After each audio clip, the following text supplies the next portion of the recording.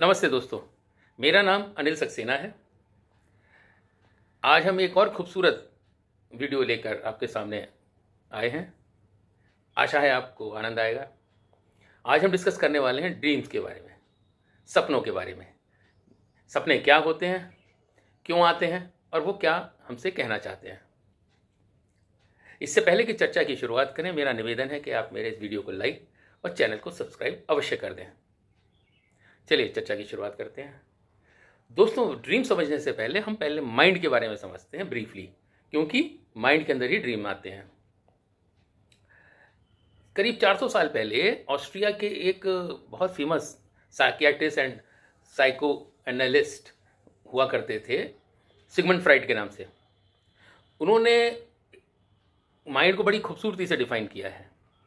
उन्होंने माइंड को एक आइसबर्ग के रूप में डिफाइन किया कि पानी में अगर आइसबर्ग पड़ा है, जो पोर्शन पानी की सतह के ऊपर है, जो कि 5% ऑफ द टोटल आइसबर्ग है, मतलब 5% ऑफ द टोटल माइंड, वो कहलाता है कॉन्शियस माइंड।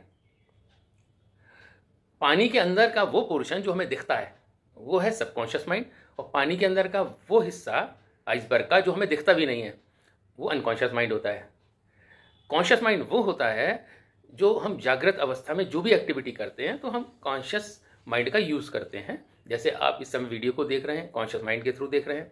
हम खाते हैं, पीते हैं, काम करते हैं, पढ़ते हैं, लिखते हैं, प्लानिंग करते हैं, ड्राइव करते हैं, ये सब कॉन्शियस माइंड के थ्रू करते हैं। सबकॉन्शियस माइंड का वो हिस्सा होता है जिसके अंदर फीलिंग, इमोशन और इंफॉर्मेशन पड़ी रहती हैं अननोइंगली, जो हम कॉन्शियस माइंड के थ्रू अंदर चली जाती हैं, और वो नॉर्मल स्थिति में वो आप रिकॉल नहीं कर सकते, मगर दिमाग पे ज़्यादा जोर डालेंगे तो वो इमर्ज हो जाती हैं आपके कॉन्शियस स्टेज में। फॉर एग्जांपल, आप कोई आदमी आपसे मिलने आया जिससे आप बहुत पहले मिल चुके थे, आपको शक्ल याद आ रही है मगर नाम याद नहीं आ रहा। दिमाग में ज़्यादा जोर डालते हैं तो वो नाम याद आ जाता है। आप क्या कर रहे हैं, फिर सबकॉन्शियस माइंड के थ्रू अपने कॉन्शियस माइंड में रिकॉल कर रहे हैं। उसी तरह से एक और एग्जाम्पल है, जैसे कि आप एग्जाम देने बैठे हैं, सवाल का आंसर तो आपको आता है मगर उस समय नहीं आ रहा है अचानक, तो आप दिमाग पे जोर डालते हैं, फिर दिमाग में आंसर आ जाता है। तो उस स्टेज में भी आप अपने सबकॉन्शियस माइंड से रिकॉल कर रहे हैं आंसर कॉन्शियस माइंड के अंदर। तो ये होता है सबकॉन्शियस।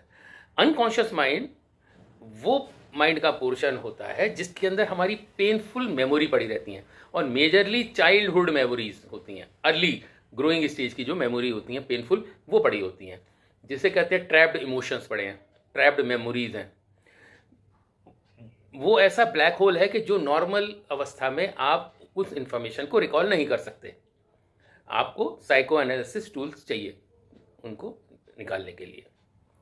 जैसे कि कोई किसी बच्चे के साथ चाइल्ड अब्यूज हुआ हो, वो जो पेनफुल मेमोरी है वो अंदर पड़ी रहती है, या किसी बच्चे के नियर एंड डियर माँ बाप या किसी की ऐसी डेथ हो गई है जिसका उसको बहुत शॉक लगा है, वो मेमोरी पड़ी ट्रैप्ड हो जाती है, वो अनकॉन्शियस माइंड में बच्चे के चली जाती है, और जब ग्रो करता रहता है तो उसे पता भी नहीं चलता, मगर वो एबनॉर्मेलिटी ऑफ बिहेवियर के रूप में वो एक्सप्रेस होती है अननोइंगली।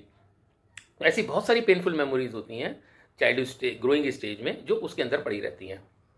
अगर बहुत सीवियर टाइप की मेमोरीज अगर उसके अंदर आ जाए पेनफुल, तो वो आपका बिहेवियर चेंज कर देती हैं, साइकोलॉजिकल इश्यूज आ जाते हैं, फिर इंसान को एंग्जाइटी, ओवर थिंकिंग, डिप्रेशन जैसे हालात होते हैं।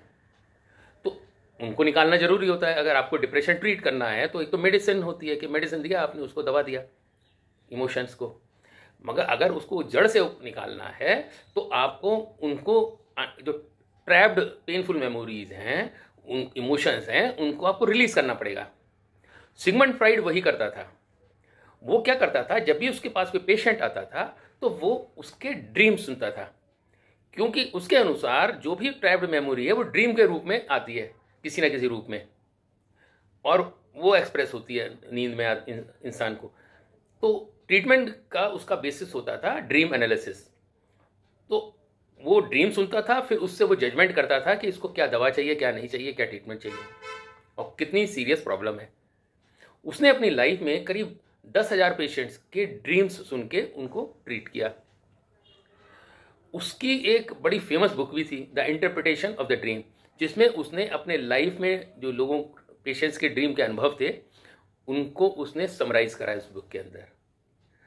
तो इस तरह से वो ड्रीम का यूज़ करके आदमी की मेंटल इलनेस को ट्रीट किया करता था। और यही एक साइको एनालिसिस टूल भी होता है जो आजकल बड़ा फेमस भी है मेंटल ट्रीटमेंट के लिए।